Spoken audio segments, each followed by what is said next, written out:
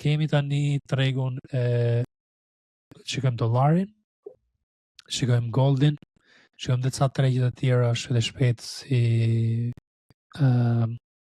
këto internacionale, shikojmë naftën, gazin dhe pastaj mbyllim me kaq pjesën ose segmentin e Forexit dhe mallrat.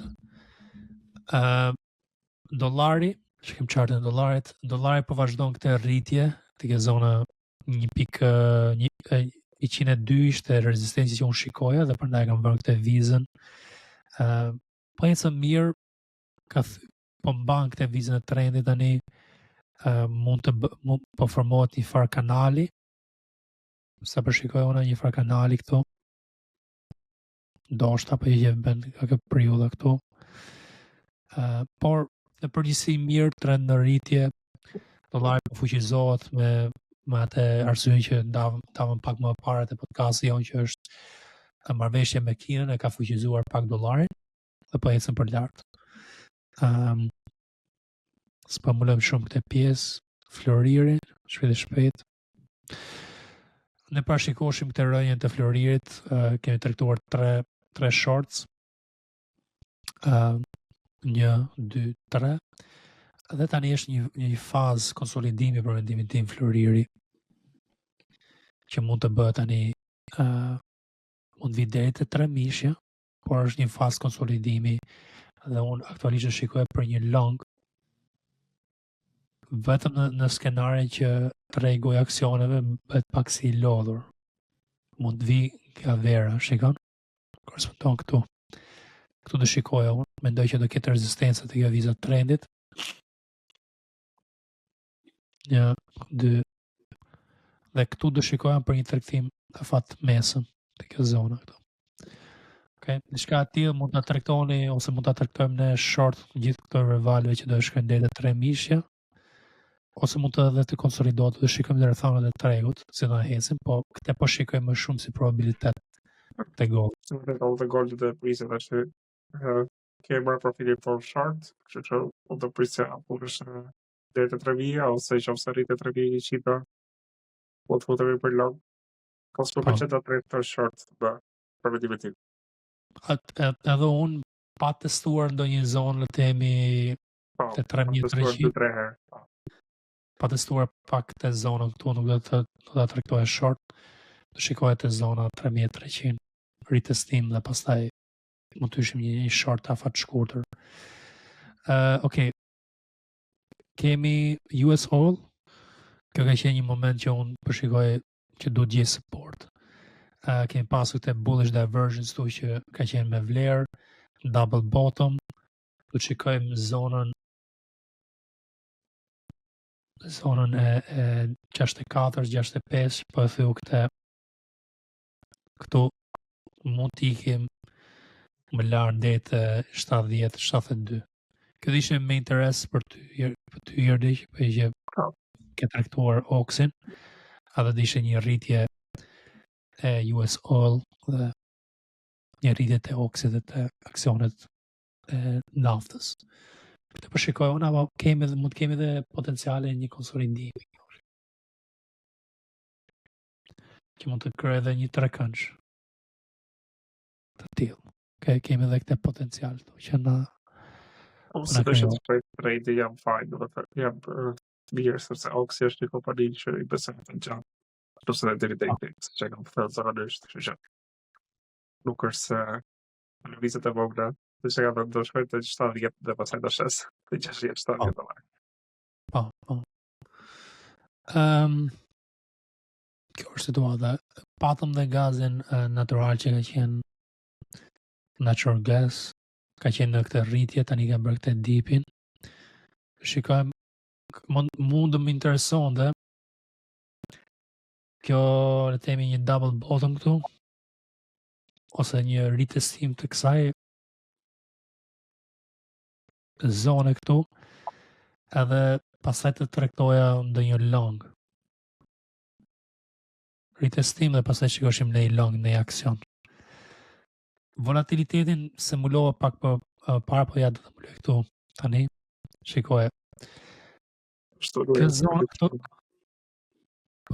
këto dy zonat këtu të RSI-ja, shikoj 1 herë, 2 herë, 3 herë, 4 herë, 5 herë, e ka respektuar më parë, shikoj. Zona 43.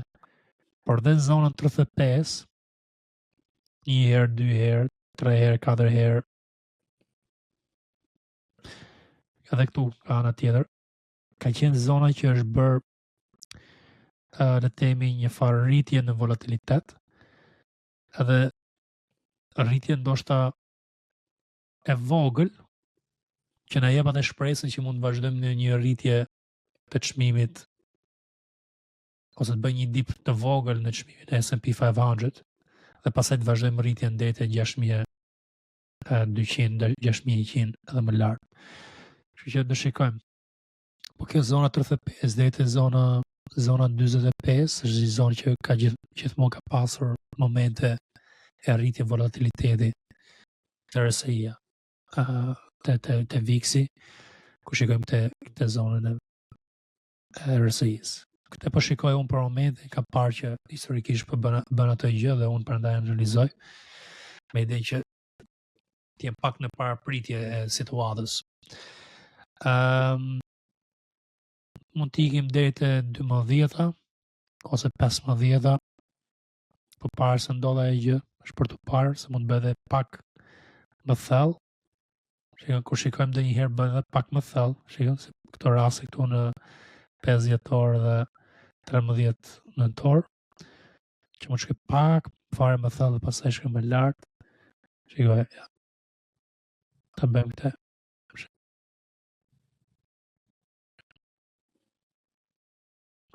Ka dhe momente të tjera që shkojnë edhe më poshtë, po duhet ta bëja pak si më parapritës rritjen e VIX-it. Kemi 35, 45 dhe pastaj ke patjetër që ke 30 këtu që është 9-30. Normale e RSI-s të VIX-it po flas. Shikoj, kam dhe zonat e tjera më parë. Shikoj. Tim nga periudha 2020 ka kapur këto zonat. Këta ka qenë zona le të themi që është rritje. Dhe ja ku e kemi. Shikoj. Kjo është analiza ime, le të themi pak më detajume e VIX-it që shikoj unë personalisht. Dhe prandaj po ndaj me ju. Okej, kemi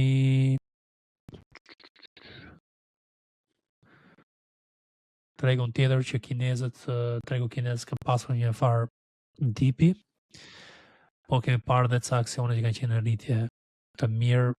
Si mi pozicionuar të tregu kinez këtë val, nuk e di pse unë se kam studiuar shumë, jam përqendruar më shumë te tregu amerikan, por ka ecur mirë, nuk është që kemi pasur nevojë për të bërë tregtime në tregun kinez. DAX vazhdon këtë rritje të jashtëzakonshme, një V-shape, edhe më V-shape se sa tregu amerikan, edhe ka rimar all-time highs. Tregon fuqi. Jemi të fuqishëm ne, Europian. Shumë fuqishëm kë.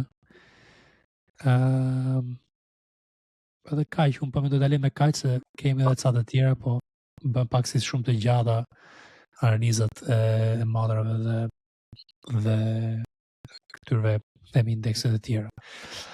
Okej, unë po mbyll me kaq këtë segment. Kleon, do një gjë finale për të thënë këtu, Irdi? Jo. Për kujdes, siç e tham, VIX-i tregon që mund të kemi një javë me volatilitet, ndoshta ulje ditët ditore më dha për ata që nuk hemi leverage ose që fiksuar kovaj, kështu që duhet bëni kujdes për menaxhoni pozicionet, se cili ka riskun e vet të tolerancës.